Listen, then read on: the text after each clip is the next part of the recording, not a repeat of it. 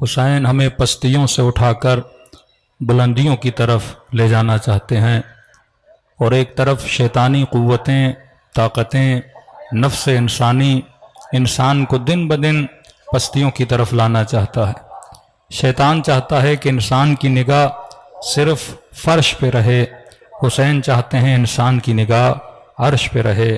اگر نگاہ صرف فرش کی طرف رہے گی تو ہم صرف ایک مادی معاشرے میں رہ جائیں گے، اور ڈیلی بیسس پر صرف سوچ یہ ہوگی کہ 2 کو 4 کیسے کروں، 4 کو 6 کیسے کروں، یعنی دن بدن اسی سوچ میں انسان زندگی گزارے گا اور گزار کے دنیا سے چلا جائے گا۔ امام حسین انسان کو ایک اعلیٰ ہدف دینا چاہتے ہیں، ایک اعلیٰ سمت دینا چاہتے ہیں تاکہ انسان کی پرواز بلند ہو جائے۔ تو مجلس حسین کا مقصد انسان اپنے معاشرے کی اصلاح و تربیت کرے۔ اب یہ اصلاح کس سے ہوگی؟ یہ اصلاح کردار امام حسین کو دیکھ کر اور اصحاب امام حسین کے کردار کو دیکھ کر ہوگی۔ ہم نے کہا کہ آج پوری دنیا کے اسلامی مکاتب کو اسٹڈی کریں۔ آپ کے مکتب کی جو بنیاد ہے وہ عقل اور حکمت ہے۔ ہم نے حاکم کو بھی حاکم تب تک نہیں مانا جب تک وہ عادل نہ ہو، ہم نے حاکم کو بھی تب تک حاکم نہیں مانا تب تک وہ عالم نہ ہو۔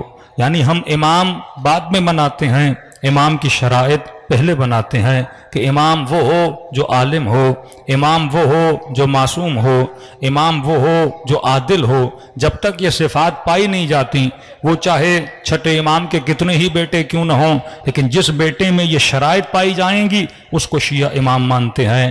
امام رضا یا امام جواد یا امام حسن عسکری چاہے کتنی بھی اولادیں ہو جائیں، لیکن فرمائے شرائط اگر اس کے اندر پائی جاتی ہیں لہٰذا اسے امام ماننا، کیونکہ یہ مکتب عقل ہے، مکتب فکر ہے۔ اب جب ایک مکتب عقل کا مکتب بنا تو اس کے مقابلے میں جتنے مکاتب آئیں گے وہ مکاتب غیر عقلانی ہوں گے۔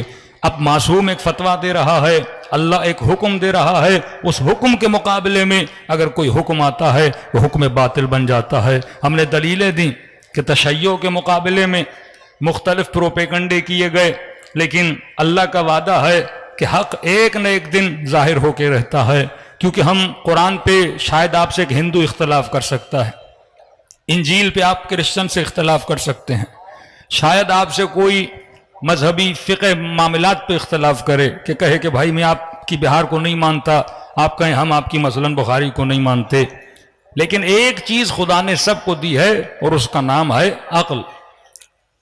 فطرت انسانی ایک ہے، انسانی نیچر، کہ میں نے کئی مجلسوں میں یہ سوال کیا کہ اتنے بڑے مجمع سے اگر ایک سوال کیا جائے جو سوال فطری ہے، آپ سب کا جواب ایک ہوگا۔ مثلا میں کہوں کہ اس مجمع میں کوئی ایسا بندہ ہے جسے سخی بندے سے محبت نہ ہو، تو ہر جوان کہے گا نہیں ہمیں سخاوت سے محبت ہے۔ انسان چاہے خود کنجوس ہو لیکن سخی سے محبت کرتا ہے۔ یہ آپ کا آنسر کون آپ کو دے رہا ہے؟ آپ کی فطرت دے رہی ہے۔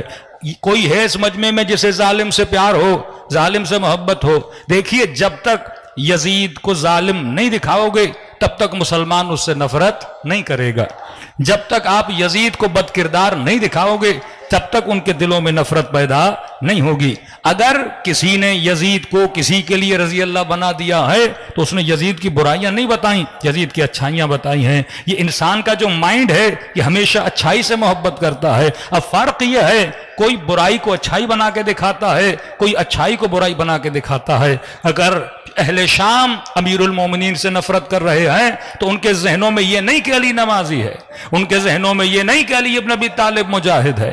وہ علی ابن ابی طالب کو مجاہد نہیں مانتے، انہیں یہ بتایا گیا ہے علی تو نمازی نہیں ہے، انہیں یہ بتایا گیا ہے کہ علی نے تو فلاں کام کیے ہیں۔ تبھی جب وہاں پہ خبر پہنچتی ہے کہ امیر المومنین شہید ہو جائے تو بڑے تعجب سے پوچھتے ہیں ارے علی کا مسجد سے کیا جائے؟ یعنی شہادت میں بھی پروردگار عالم نے مصلحت رکھی ہوئی ہے کہ مولا علی کی شہادت مسجد میں ہوتی ہے، تاکہ یہ الزام جو ان کے ذہنوں میں پروپیگنڈا لگایا گیا کہ اہل بیت علی اعوذ باللہ نماز نہیں پڑھتے وہ دور ہو جائے۔ یہی سیم پروپیگنڈے کہ اہل بیت کے چاہنے والوں کے لیے نہیں کیے گئے کہ برملا بولا جائے کہ ان کو بد دعا ہے، ان کے اندر کوئی حافظ قرآن پیدا نہیں ہو سکتا، یہ بولا جائے کہ ان کو بد دعا ہے، علی اعوذ باللہ ان کی شکلیں مثلا اب مختلف ایسے پروپیگنڈے جن کو بیان کرتے ہوئے بھی ایک جوک سا لگتا ہے کہ پتہ نہیں ان کے کان بڑے ہیں یا وزیرستان ان علاقوں میں چلے جاتے ہیں، اس قدر پروپیگنڈا کیا گیا کہ ان کی مجلسوں میں کیا ہوتا ہے یہ پتہ نہیں، نماز نہیں پڑھتے۔ تبھی ہمارے بعض صاحبان مصلحت نے عاشورہ کے جلوس میں نماز کا انعقاد کیا تاکہ ان کے منہ پہ ایک تماچا لگایا جائے کہ یہ وہ قوم ہے جس نے نماز بچائی بھی ہے اور نماز پڑھتے بھی ہیں۔ ہر پروپیگنڈا کیوں کیا گیا؟ کیونکہ انسان کی فطرت ہے، انسان اچھائی سے محبت کرتا ہے، انسان برائی سے نفرت کرتا ہے، تو لہٰذا فرماتے ہیں یہی کمال شیطان ہے کہ وہ برائی کو اچھائی بنا دیتا ہے۔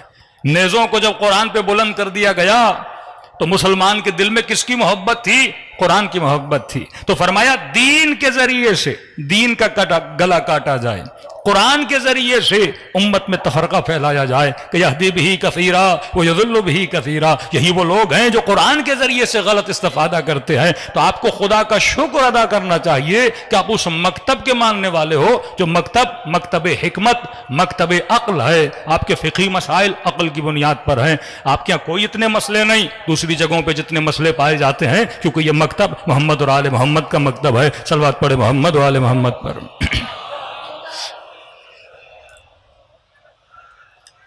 کل ہم نے ایک فطری مسئلہ بتایا کہ رونا انسان کی فطرت ہے۔ کل کسی مفتی صاحب کی میں کلپ سن رہا تھا، کسی برادر اہل سنت نے ان سے سوال کیا کہ بلا محرم کے دن شروع ہو گئے، کہ ہم ان دنوں میں کالا لباس پہن سکتے ہیں کہ نہیں؟ تو انہوں نے کہا کہ دیکھیے کالا لباس پہننا تو حرج نہیں ہے، لیکن اگر آپ محرم میں پہنیں گے تو لوگ آپ کو انہی میں سے سمجھیں گے، مثلا لوگ آپ کو شیعہ سمجھیں گے، تو لہٰذا 10 دن نہ پہنیے، اس کے بعد جب آپ کا دل کرے تو کالا لباس پہن لیجئے۔ کبھی صرف مجلسوں سے لوگوں کو روکنے کے لیے، نوحوں اور مرثیوں سے لوگوں کو روکنے کے لیے، اب نوحے میں ایسا کیا ہے کہ بولا جائے کہ مرثیہ سننا بدعت ہے؟ نوحہ سننا مسئلہ بدعت کا نہیں ہے، مسئلہ یہ ہے جب کوئی نوحہ سنے گا اس میں جناب سکینہ کا ذکر ہوگا، اس میں جناب علی اصغر کا ذکر ہوگا، اس میں جناب سیدہ زینب کا ذکر ہوگا اور یزید کے مظالم کا ذکر ہوگا، تو آٹومیٹیکلی فطرت انسان ظالم سے نفرت کرتی ہے، ان کے دلوں میں وہ نفرت پیدا ہو جائے گی کہ یہ کیسے مسلمان تھے، ان کی کیسی تربیت تھی جنہوں نے اپنے نبی کے نواسے کے گلوں کو کاٹا۔ لہذا وہ نہیں چاہتے کہ پیغام حق، کیونکہ فطرت انسان ہے، آپ سے کوئی نفرت تبھی کرے گا جب آپ اس کو برے نظر آؤ۔